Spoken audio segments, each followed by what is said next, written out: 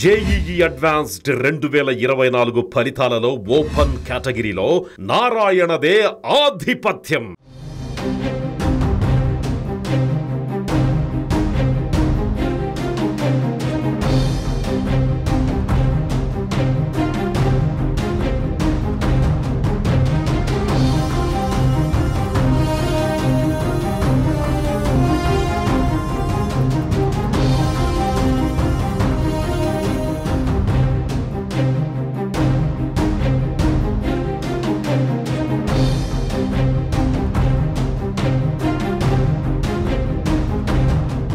గుడివాడ నియోజకవర్గంలో కొడాలి నాని ఓటమితో పాటు రాష్ట్రంలోనే వైఎస్ఆర్సీపీ దారుణ స్థాయిలో అధికారాన్ని కోల్పోయింది.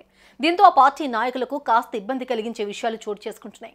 వైసీపీ అధికారంలో ఉండగా కొడాలి నాని చంద్రబాబుపై పరుష పదజాలంతో ఎన్నోసార్లు వ్యాఖ్యలు చేశారు. తాజాగా ఆయనపై ముద్రించిన ఫ్లెక్సీలు కలకలం రేపుతున్నాయి.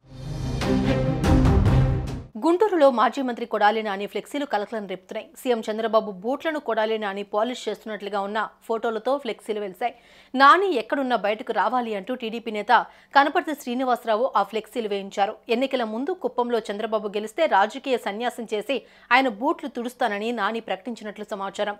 అలాగే కుప్పంలో చంద్రబాబు గెలిస్తే రాజకీయాలు వదిలేస్తానని ఛాలెంజ్ చేశారు నాని.